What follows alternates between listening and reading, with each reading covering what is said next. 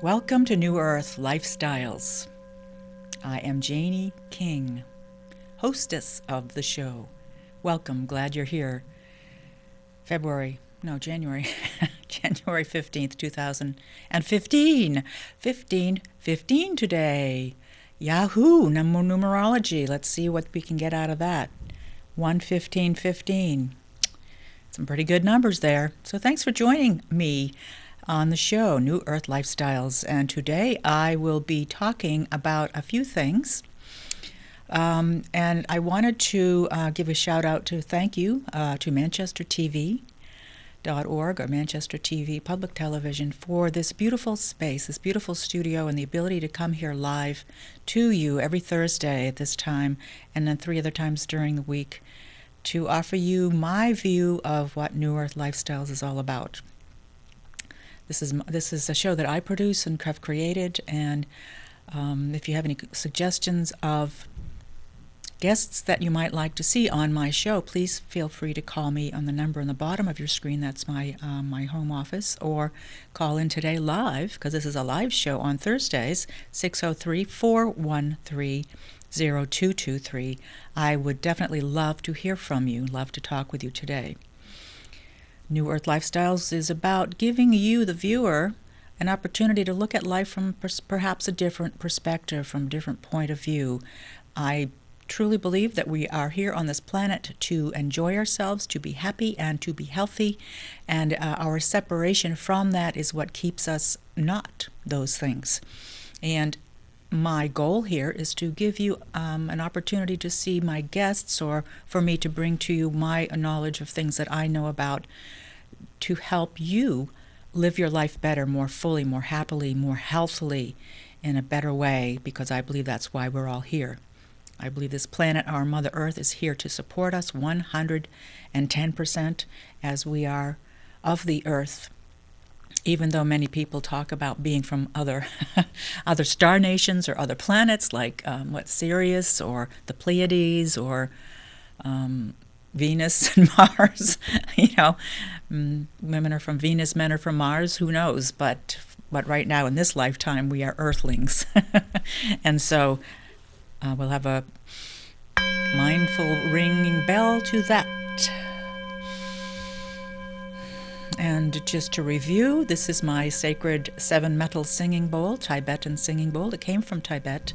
And in this year, I've kind of switched things up a bit. And when I ring the bell, it is the bell of mindfulness, in honor of Thich Nhat Hanh, my teacher, who taught me mindfulness back in 2001.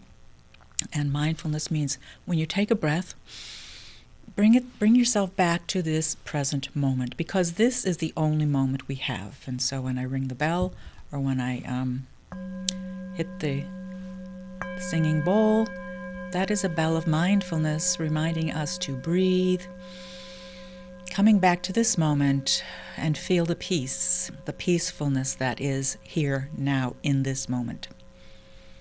So this year, 2015, for me, is a year of focusing on breathing and peace in my life, and therefore I'm bringing it here to you, to this program, to this offering of my singing bowl, to remind me and to remind you of that wonderful opportunity we have moment to moment throughout the day to come back and live in this moment presently. This is the only moment we have. And so another kind of a blanket aspect of this year for me on this TV show is I'm going to really focus on bringing a being out on the second Thursday of every month. I will be here alone teaching whatever it is that I have to teach, to give you some tools throughout the year that I use on a daily basis, or very often, to help me to stay in this place of mindfulness, in this place of peace and joy and loving relationship with myself and loving relationship with others. So the second Thursday of every month, I will be hosting the show myself without a guest and bringing you a tool. And today's tool that I'm going to teach you is grounding. And we'll be talking about that in a moment. So today's tool is grounding. So every month I will bring you a new tool to add to your toolkit, your self-care toolkit, to help you to live a better life, a happier life, a healthier you, a more expanded, more expansive 2015. Why not start off the year with new ways of looking at life and a new tool? So that's what I'm going to bring to you, and today will be grounding. Also today I'm hoping to talk about a new program that I'm reading pardon me, called A Course of Love. A friend of mine happened to serendipitously bump into me at the gym a couple days ago and offered me a book called A Course in Love, and it is a takeoff of A Course in Miracles. If you've studied A Course in Miracles, or if you know about that, I personally have not studied A Course in Miracles. However, picking up this Course of Love is on the same bent as that, only focusing on the heart, focusing on love, and that certainly is aligned with what I live and what I strive for and what I strive to offer to you on this show. So we'll talk a little bit about A Course of Love, and that's a book, 3 books actually, that are channeled, and they say that Jesus, that this person channels Jesus, Jesus, Yeshua, Jesus. So this person's name is Marie Perron. She's in Wisconsin, and she's a very devout Catholic. And Jesus came through her, and she started writing it down, and never knew anything about channeling before. But well, lo and behold, she has this 3-book series called A Course of Love, channeling of Jesus. And so I will be talking about that today a little bit. I also might touch on Abraham-Hicks. Abraham is a constellation of beings on the other side, not physical, and Esther Hicks channels that group in, and I was drawn to that group first of the year, around the 1st of January, 2nd of January. For some reason I popped onto YouTube, and that's what came up, and I started watching some of Esther's workshops that she has around the country. She was in Boston. There's a 3-hour workshop you can watch from Boston. There was a 3-hour workshop from San Antonio, Texas. There was also one from Phoenix, Arizona, and one from Atlanta, Georgia. And I started watching these and was really taken aback and filled up with the fact that this is right in line with where I am in my life with the teachings of Jesus, I guess, is where I'm going with all this, even though I'm not a religious person in that sense of the word. I had a guest on the show, Tom McElroy, a few months ago. He's a Christian Science healer, and his book that Mary Baker Eddy wrote also is in line with his teachings. And it feels like all these books are coming to me, all this information is coming to me right now to help me to live my life in a more happy way, a balanced way, and a way from of understanding who I truly am. And that's what I would like to relay to you today. So Abraham-Hicks stuff, and how that also ties into what I talk about a lot on this show, and that is Busting Loose from the Money Game by Robert Scheinfeld. I've been studying that book over and over, and all these pieces, they all kind of have a common thread for me of how I can live my life fully and present in this moment, and happy and joyful and healthy and strong, and be okay with this moment no matter what this moment brings. And so all these things I'd like to hopefully today bring together into some gelling conglomeration of wisdom, I guess you could say. And let's have a little gong to that. Whoops, not a gong. It's a ringing bowl, singing bowl. It's a bell. This is my bell of mindfulness. I got to remind myself. The bell of mindfulness. Reminding me to breathe, reminding you to breathe. Coming back to this moment, aligning to being here now. And another thing I'm going to talk about today are some remedies that I brought to show you what they look like. Some herbal remedies, or one's a flower essence and one's an herbal remedy that I use very often to help myself stay balanced and clear and keeps the anxiety at bay. We all have anxious moments in our lives. We all have stress. We all have a nervous tension going on. And so I'm going to show you, in fact, why don't I do that right now, talk about, because a couple weeks ago I got a call from Gregory, who had watched the show, and the show that I spoke about rhodiola. Rhodiola is an herb that I take pretty much every morning. It's good to take it first thing in the morning because if you take it later in the day, it might interrupt your sleep patterns. So you want to take it first thing in the morning. But rhodiola is an herb that is native to Siberia. And that's pretty tough tundra, cold country up there in Siberia, Russia. And so it's a pretty tough herb, and it's the root of the rhodiola plant that is used for this remedy that I take. And so I brought the bottle here. This is, there we go, that is rhodiola. And I'll just let you concentrate on that for a minute. So if you were to go to the health food store, this is what it would look like. It's a tincture bottle. And you would I take a dropper full every day. So this is an eyedropper. And it's made with alcohol. And so that is rhodiola, what rhodiola would look like. And if you were to take, what I take is about a dropper full. They say 30 drops. It's hard to, count out 30 drops. So I just take a dropper full in the morning, and it really helps me be balanced for the day. It helps my moods be balanced, and it doesn't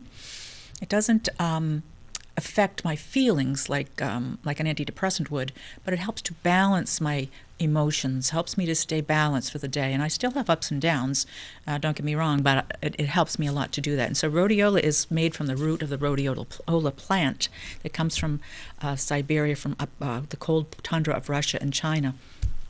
And it's made from the root, so it's from being in the earth. And it does not interfere with any other pharmaceuticals. That, to my knowledge, it's very benign as far as any reactions to any other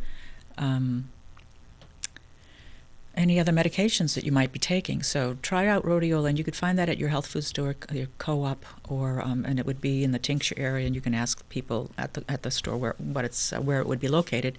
And another nice product that I use, I don't use it as much, but this is a Bach flower essence remedy, Bach flower remedy, and made from the essence of flowers, a combination. It's called Rescue Remedy, and most all people in the healthcare, the alternative healthcare industry, they're very aware of Rescue Remedy. It's very standard. It's used a lot. It's for natural stress relief. So I would use this like when my father passed away. I would take this before I had to go to the wake, or I'd take it when I was really keyed up and I had a special event I had to go to. This does not interact with anything. It's an essence of a flower essence, which means it's kind of distilled down and distilled down and distilled down. So there's really no chemical constituents in here. The flowers, it's the energy of the flowers that you're taking. But it does help with stress. It does help with relieving stress, especially stress in the moment. When something's coming up and you just can't calm yourself down. So those are a couple of the things that I use for helping my stress levels and helping my moods and helping me to be happy and healthy and strong. And they're all natural. They do not affect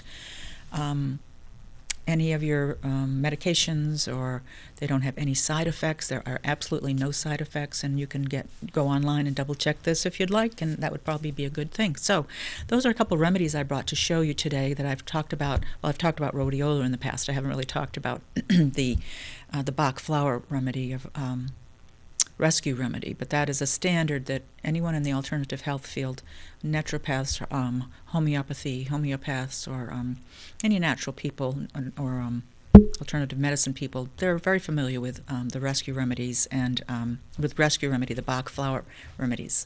So, and what better way to take care of your body than something that comes from the earth, that is made right here, that it's not synthesized by a machine or by breaking it down and putting it back together. It's pure. It's coming from the earth.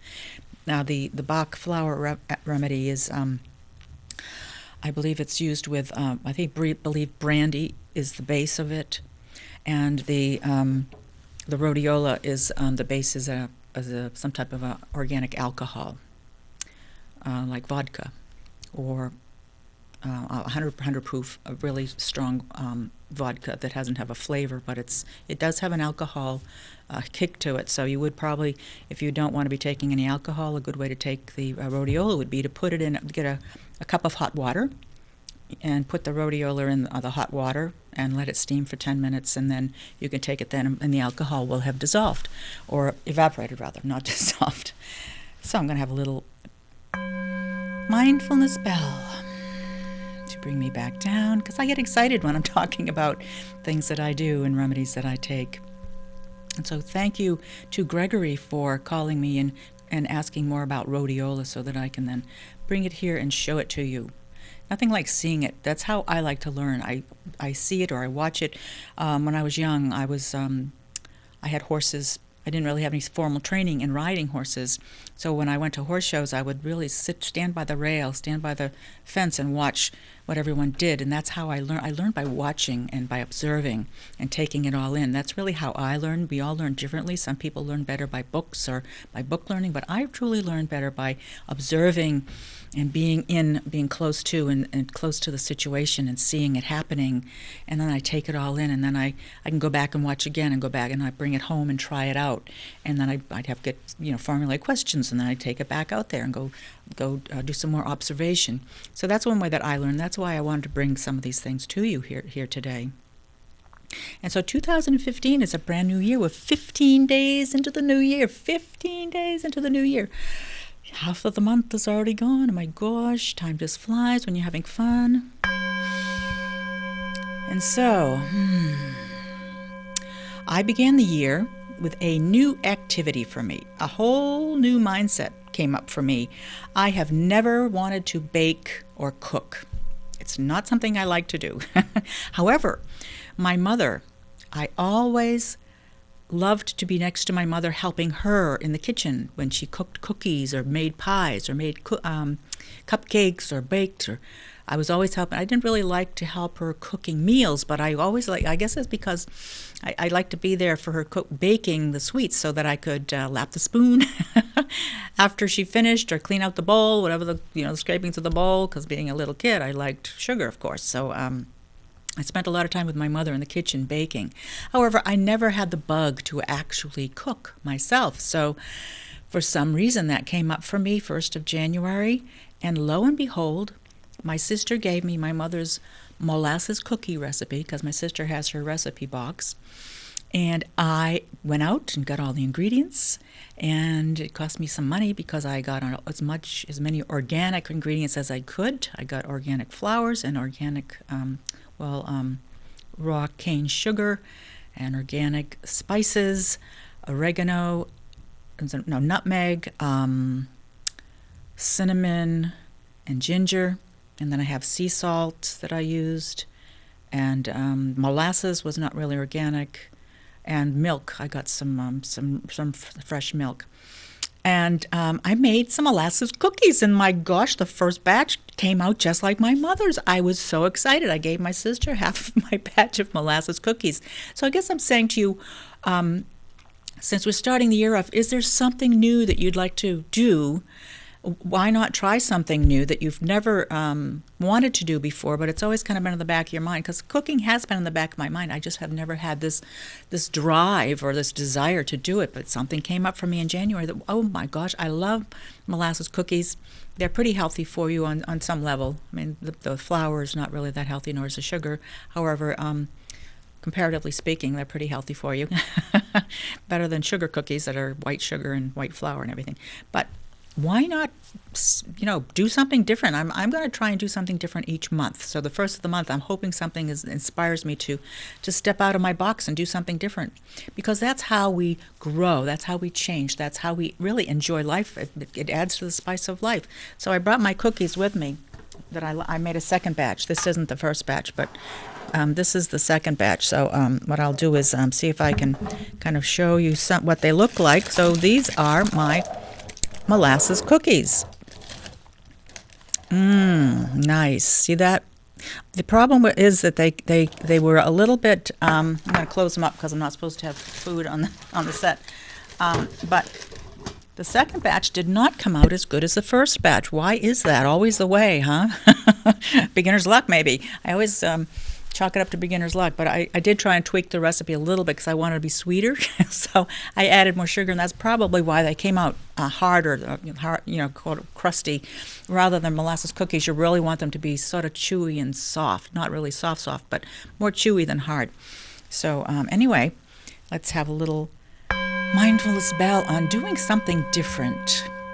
Stepping out of the box. Get out of your box, because that helps you to change. It helps you to grow. It helps you to let go of old ways by stepping out of the box. And so grounding. Let's move on to the next step in the program today. Grounding. What is grounding?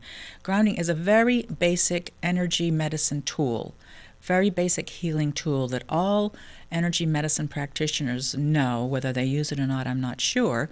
But grounding is the basis, the basic step in healing, in helping yourself heal, no matter what is going on in your life, whether it's a relationship problem, whether it's a physical illness, whether you have fibromyalgia or cancer or the common cold, whether you're having difficulties in your spiritual practice or in whatever your religious beliefs are. Grounding can help in every way, in all different ways, all the time, every day of your life. And how can that be? So grounding, if you think about electricity, if you're an electrician, or if you think about grounding electricity, the electricity that comes into your house has a grounding rod. And a grounding rod is a long, probably a 6-foot steel rod that's pounded into the earth, and it's wired up to your electrical system in your house. And what that does is it grounds your electrical system. So if it was hit by lightning, or if some type of an electrical thing were to happen, it would follow the lines and go right into the ground. It would be grounded. The earth would stop any catastrophe from happening. For the most part, like fire, for instance. So like a chaotic event can happen if you're not grounded, if your house is not grounded. And I'm reminded also, if you have a farm, if you have animals, if you've ever been around an electric fence where they have cows or horses or sheep or something, there's an electric fence clicker that charges the fence. It sends electricity through the fence to keep the animals in. Well, that electric fence charger also has a rod going into the ground, and it's wired to that electric fence charger to help ground it, so that electricity, lightning especially, won't be attracted to the fence and cause chaos, cause that electricity to cause chaos. So grounding is an electricity concept of connecting into the earth, grounding into the earth. I always used to wonder, how is it that birds can sit up on the telephone lines or the electric lines and not get zapped? And I guess it is because they don't feel the electricity, because it has to do with grounding in some way, because those lines, and maybe that's off kilter from where I'm going, so maybe I should retract that, because I'm not really sure about that. So let's go back to grounding, and we'll come back to this moment. So I'd like to teach you how I ground, and to do this I would like you to get comfortable in your chair or wherever you're sitting. If you're laying on the couch, or if you're just slouching, see if you can sit up straight, put your feet flat on the floor, and let your hands rest in your lap, kind of comfortably. Nothing crossed, and you don't want to cross things. You don't want to cross your legs or your ankles. You want to just be nice and naturally sitting. So I like to put one palm in front of on the other and just rest that in my lap. And you want your spine to be straight as you can, but not holding your spine straight, but relaxed and straight, so that you kind of move around and find that natural balance of vertical for your spine. And you might even touch the top of your head and find that place. So if you were to grab a piece of hair and kind of tug like as if you were a puppet, it would align you. It would just sort of align you. And so we're going to be connecting with the top of our head at some point in the grounding, but it's going to go down through the spine and down all the way to the bottom of your spine. So if you were to sit there nice and comfortably straight, And I like to keep my eyes open, but some people close their eyes. I keep my eyes open so that I can stay in the ground. So find a point in front of you that you can just sort of let your eyes melt into and not look at anything. And then, pardon me, breathe. And breathe. And get comfortable in that position. And your feet are flat on the floor, your hands are comfortable in your lap, your spine is just naturally straight, your head is straight on your shoulders, straight on your axis. The axis is the first vertebrae at the top of your head, so your skull is just comfortably, you find that comfortable spot where it's just sort of straight and relaxed. And bring your awareness down to the bottom of your spine. It's called the coccyx, your tailbone. And allow, we're going to use our imagination. You're going to imagine a laser beam of light shining out the bottom of your coccyx. So if this is your tailbone, there's a laser beam of light. You're imagining a laser beam of light shining down into the earth beneath you. And this is a straight line, or you could also look at it as a plumb line. If you know about plumb lines, it would be a string with a weight on the bottom of it, and a plumb line actually keeps that string absolutely straight. So you can think of it as a plumb line hanging down from your tailbone, or you can think of it as a laser beam of light that's nice and vertical. It doesn't waver at all, it's not crooked. And bring your attention to your tailbone and allow that laser beam of light, or that plumb line, to imagine it going right down into the earth, right through the floor, right through the foundation of the building that you're in, and right down through the earth's layers, through the bedrock, through the sand, through the gravel, through the granite, through the red molten lava, if there is any, and all the way down into the core of the earth, into the center. Allow this laser beam of this plumb line to go right into the center of the earth, right now. And feel what that is like for you to be grounded into the center of the earth. Your spine is grounded, centered, right into the center, right into the dead center core of the earth. And some people see that as red molten core, or some people see that as crystalline, like quartz crystal or gemstones sparkling. Whatever's best visualization for you, that's what you do. You visualize whatever you see in the center of the earth. It's okay. And so now you're connected.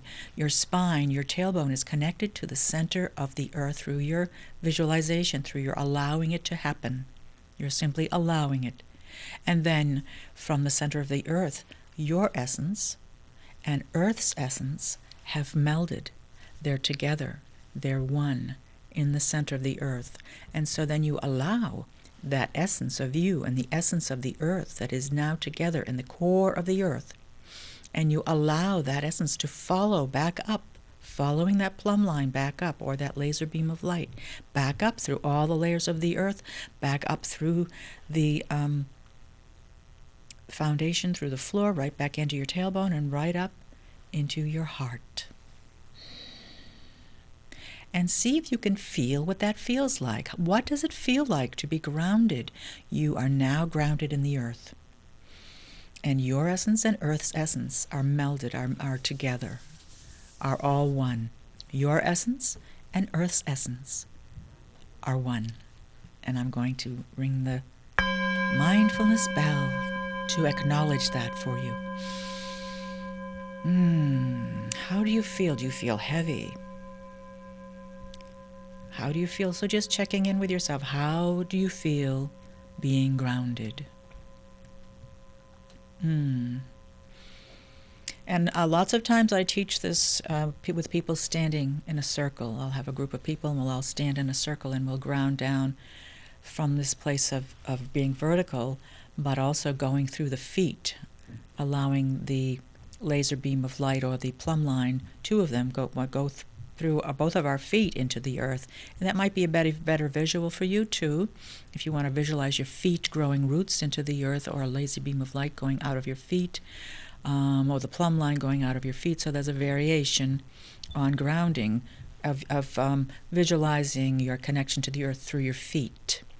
And that would be great if your feet, if you're standing vertically, because the energy would continue to go straight down through your spine and then kind of spread out across to your legs and down your feet. Grounding is very important for helping you to be totally present, be totally here in this moment. Grounding, if you were to do this every morning when you get out of bed, if you were to stand and ground and allow your connection to the earth, and if you practice this every day, then eventually it'll be like you'll have that intention and you'll ground. So if you practice this every morning or whenever you can do it during the day. I used to go into the bathroom, into the ladies' room where I worked, and I'd practice grounding in front of the mirror. And so it became a natural, normal, instantaneous thing for me to do. And once I learned to do that so quickly, then if I were out somewhere in a conversation with a stranger or with someone that I hadn't met before, a new person, and I felt some anxiety coming up, or I felt some discomfort in my body that was kind of keeping me from speaking my truth to them, or keeping me kind of, out of my body, which is where I spent a lot of my lifetime, out of my body. Grounding helps you stay in your body, because our energy field holds our physical body in place, but it is everywhere. Our electromagnetic field, that is me, that is you, is everywhere. And when it's out of kilter, one of my defense mechanisms from a child was to energetically leave my body. I would become aloof. Are you a person that leaves your body? Do you become aloof when people are talking to you? You just sort of zone out, right? And for me, that was one of my defense mechanisms. And that's an energetic, an electric charge that I'm leaving my body, and my body is then vacant with no charge. And so by grounding, it keeps me in my body, and it helps me to stay present in relationships with others. It also helps me if I'm writing, or it helps me if I'm reading. It helps me if I am doing something with an animal, like training a horse, or walking a dog, or even driving my car. It helps me to be present in the moment and knowing that I am safe, because when you're grounded, your vibration is grounded, and who you are is present and here in the moment. You're fully here. There's not a part of you somewhere else. And for me, when a part of me was somewhere else, that's when accidents would happen, or that's when I'd stub my toe, or that's when I'd fall out of my tree. I broke my arm twice when I was a little girl from falling out of, once was falling out of a tree, and once was another reason. But these are times when you're not in your body, when accidents happen when you're not in your body. And and health are when you're out of your body, when your energy field, which is your electromagnetic field, is out of balance, out of kilter. That's when disease can come in. That's when the vibration of disease and the vibration of you being out of kilter, they kind of match up, and you draw it to you. You'll draw that disease into you. That's one of the reasons I don't watch television, because well, for one reason, they're plugging pharmaceutical drugs on television so much that you buy into it. You say, oh, do I have that? Do I have this? Maybe that's why I have this little ache and pain. Oh, maybe that's why I have this little symptom going on. When what's that doing to you? It's attracting the vibration of that into your energy field, into your electromagnetic field, into your energy, into the electricity of you. So if you were to stay grounded and learn to be grounded more often, those types of things you could leave out there and would not buy into them. We would not have to buy into them, or you could make a choice not to buying into them. So grounding is very basic, yet very powerful, a powerful tool for you to stay healthy, to stay strong, to stay here in the moment, to have a better relationship with other people. You can use it like if you're having a disagreement with your loved one. Pardon me, I think I need a little lubrication in my throat. Hold on, please.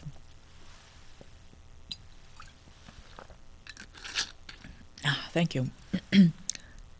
So, if you're having discord with a loved one, or a relationship, or a friend, or someone you don't even know, if you were to practice grounding, and then come back up into your heart, speaking from your heart space rather than from your head space, or rather than from all these chaos and stuff when you're having a disagreement with someone. I know for me, I get very anxious, and I have to stop. I have to say, I can't do this, because it doesn't feel good to me unless I'm grounded. So when I'm not grounded, I normally have to say, I'm sorry, I can't interact with this at the moment because I'm not connected. I wouldn't really say because I'm not connected, but I can't interact with people when I'm not grounded in my body and coming from my heart space.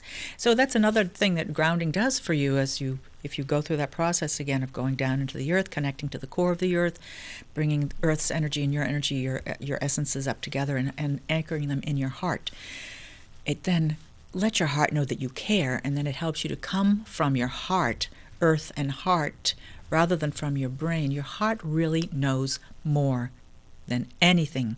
Your heart's energy field is 5,000 times stronger than your brain's energy field. What does that mean? The electric charge, the electricity coming from your heart. If you think about your heart, it's beating, da-dum, da-dum, da-dum. And that pulse is energy. That pulse is electricity. That pulse is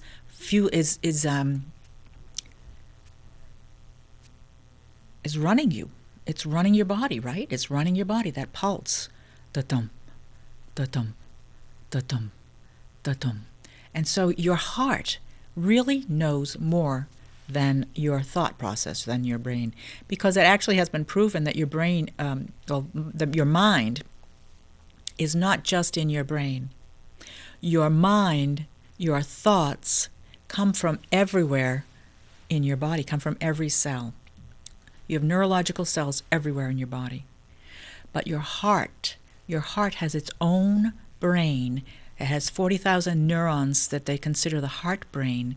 And if you ground, come from your heart and speak your truth or be in the relationship from your heart, from your truth, you will have a better outcome, and you will feel better about yourself from that outcome than if you come from your head, ungrounded, unconnected to your electricity, your own electromagnetic field.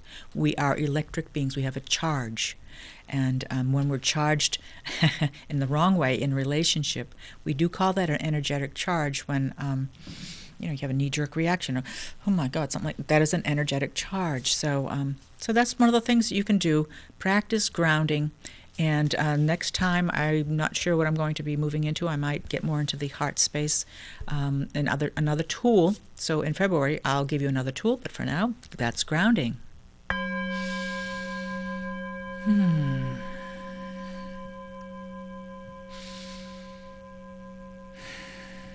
And that's breathing into this moment with the bell of mindfulness. A course of love, a course of love. Why do we need a course of love? Well, how loving are we? Are we loving? Well, if you look at the state of the world today, there's not a lot of love out there that I can see. On TV, in the news, in every corner of the globe, there is strife, there is struggle, there is war, that's what the news is really, to me, a created entity. It's a moneymaker. It's not showing us the actual news. It's really sensationalism. So that keeps us out of our heart into fear, terrorized. And actually, so A Course in Love, the prologue in that's one of the things that is explained in the prologue in A Course of Love, is that if you're not in a loving space, you're coming from fear. Anger. Anger is a one step up from fear. Anger, frustration, jealousy. There are so many low vibrations that all are part of fear. When you're not getting along with someone, when you're hating or disliking or wanting to act out towards someone, you're coming from fear. That is the basis of those emotions, those lower vibration emotions. When you come from love, those are the emotions of compassion, appreciation, care, kindness, and so forth. Just by saying those words, can you feel the higher level of vibration of kindness, appreciation, consideration, as opposed to hate, jealousy, frustration? So A Course in Love, the basis of it is that fact. And I believe that that was also taught in A Course in Miracles. But however, I didn't study A Course in Miracles. I kind of came at this from probably hearing a lot about it and a lot of people talking about it and teaching about A Course in Miracles. But the basis of understanding this is there's love and there's fear. And there's a whole gamut of a rainbow or levels of both of those things. The key here is understanding and recognizing when you're in one or the other. And where do you want to be? And from my experience, when I look back at my life and all the work I've done through therapy and through healing practices and through other therapeutic processes that I've been through, when I'm in fear or when I'm jealous, my body is just... And I realize I'm addicted to that. I'm addicted to that jealousy. I'm addicted to that negative reaction or that reaction that is on a lower level. It's called negative because it's a lower vibration. And I realize that I'm addicted to being angry or I'm addicted to rage. Yes, rage. I was addicted, and I probably still have some of that in me. So watch out! Don't come too close. No, I'm working on being in the higher vibrations, so I recognize when I'm in those other places like anger and frustration and rage and acting out toward another in a detrimental way that's not beneficial. Acting out toward another is not beneficial at all in any way. And so noticing when you are doing that, when you're acting out in a way or you're feeling a way, you might have had a conversation on the phone and you hung up and it left you with this yucky feeling and I don't know, anger or wanting to say something back to them that you didn't say. That moment right there, that's a gem for you.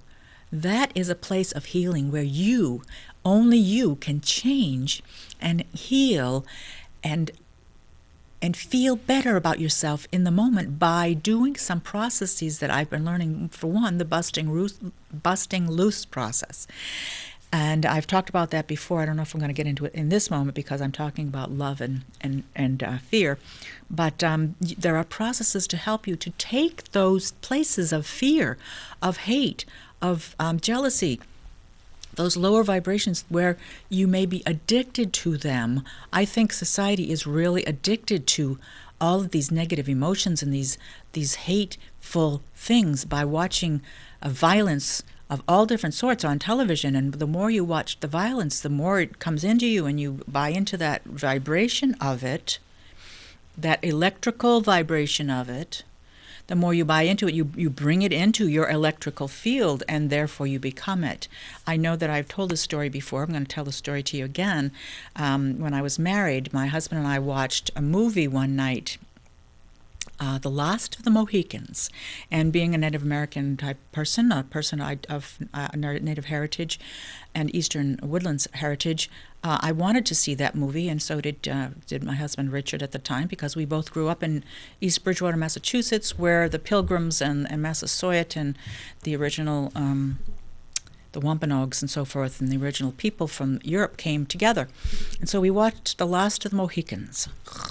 That was the most violent movie I think I've ever seen, because I don't normally allow myself to see violent movies, simply for the reason that I told you. I don't want it in my field. I don't want it in my energy. I don't want it in my awareness, because the vibration of it will change me. And I want my vibration to stay up, happy, healthy, loving, caring.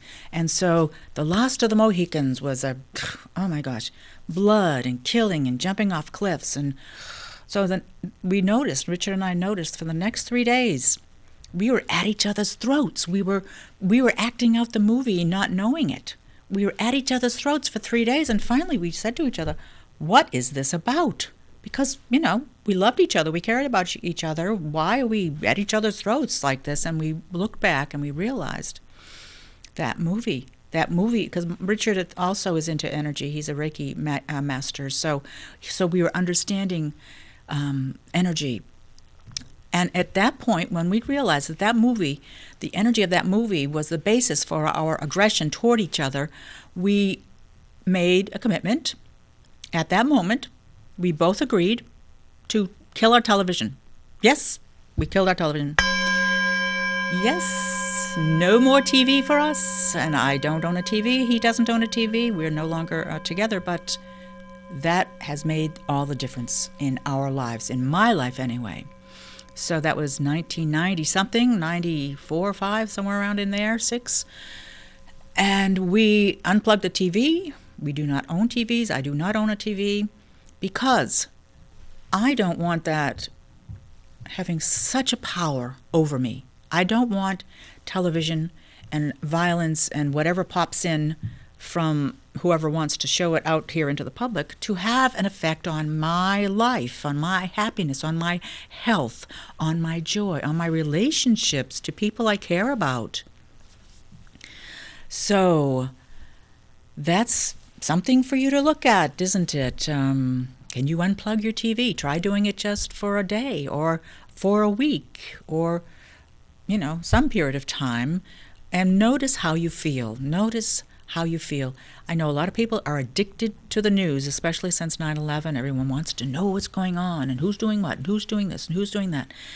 It doesn't matter.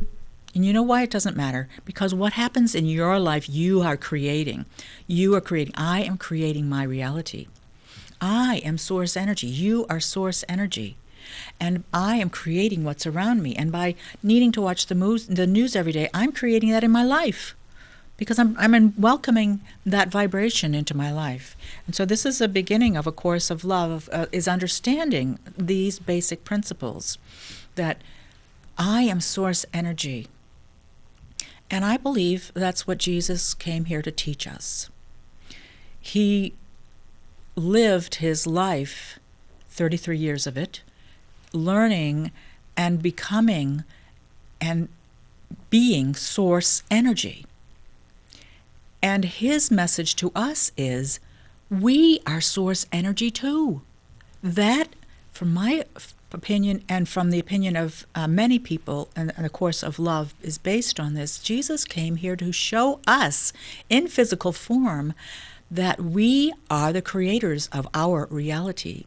And when I brought up Tom McElroy and Christian Science, because their teachings, Mary Baker Eddy studied the Bible and studied, how did Jesus heal?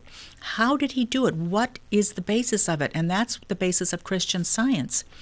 And that's also the basis of A Course in Love. That's also the basis of the Abraham-Hicks information that's coming through to help people to live happier lives. And so it's everywhere. It is true. It's the truth. It's the truth for me anyway. Maybe it's not the truth for you, but learning and coming from a place of being source energy, you could call that God energy. But living as if you are God, living as if you are your creator of your own life. Not that you are God in the whole universal picture of God, but you are the creator of your reality based on how you hold your vibration, how you hold your energy, how you hold your electromagnetic field, which is your energy, your charge. And so getting back to grounding, grounding is the basis for being healthy and whole and happy. And the Course in Love, Course of Love, is an extension of taking that information and taking the knowing that you want to be in a state of love, not this happy, airy-fairy love of blissful love, although yes, that's where we want to get to, but knowing the difference between fear and love. And moment to moment throughout your day, checking in with yourself and asking yourself, where am I right now? Am I feeling good? Am I feeling happy? Am I that's in a state aligned to the state of love? Or am I anxious? Am I angry? Am I, outside blaming people for something? Then you're not in a state of love. You're out there. Guess what? You're separated, right? When you're in that other fearful place, you are over there. You're not here. You're not in your body. You're not in the present moment. So A Course of Love is, I'm just starting to read it and understand it, but it's all based on what I know and what I teach, and that is here in your body, in your heart, you are your own creator, and living from that place of creating your reality the way you want it joyfully is possible. And how do I know that? Because I'm doing it. I'm living it. I'm here. I'm happy. I'm healthy. I'm strong. I'm going to gong. I'm going to ring the bell. The mindfulness bell. Acknowledging this. Acknowledging that all is well. All is well in my world. I hope all is well in your world as well. And I hope that you're getting something out of this show today, because that's my goal, is to help you, to be of service, and share these things that I know that can help us to live happier, healthier, stronger, more productive lives. And on that note, talking about grounding and the course of love, a course of love, and why Jesus came here. Jesus is still here with us, I think, in his teachings, and wanting us, and that's what this A Course of Love, as I said earlier in the program, is written by Marie Perron, but she says that she channeled Jesus, and this is the channelings of Jesus into A Course of Love. And you can understand, you can like that or not like it, you can give it, take it, whatever you want to do. However, as I'm reading this, it resonates with me, and that's the main thing, isn't it? Does it resonate with you? Is it truth for you? Does it feel right for you? And if it doesn't, then, you can take it or leave it. You can just, say, well, this is great for someone else, but not for me, and that's perfectly fine. That's perfectly okay. You are the master of your destiny. You are the master of your own life. And so take everything I say with a grain of salt and experiment with it with yourself. And because you are the one. You are the master of your life. You are the only one that can know what's best for you. Television doesn't know. The news doesn't know. I don't know. I can only tell you what's best for me and share it with you. And that's what this show is all about. And so, A Course of Love is opening me up to the fact that as I practice, by practice I mean become aware of in the moment how I am in my thoughts, in my emotions, and my feelings, if I practice becoming aware of that moment to moment throughout my day, especially when I'm interacting with others, not to put on a mask of joyfulness and happiness, but to notice, am I really happy or am I covering something up? I get into the habit of noticing. And as I create a habit of noticing how I feel, our feelings are the basis of health. Our feelings are a barometer, a measuring way of measuring how our life is going, our feelings. And even if you're with someone that's rubbing you the wrong way, if you notice your feelings, oh, this person's rubbing me the wrong way, I hate being here, I hate being here, I hate... Whoop! What? This is your life. That's your quality of life in that moment, making that statement or recognizing that feeling. If you learn how to change your creation of that moment, if you are practice recognizing that you don't want to have this feeling in your body, it's not about the person that you feel hate toward or don't like toward, dislike. It's not about them. It's about you controlling your happiness.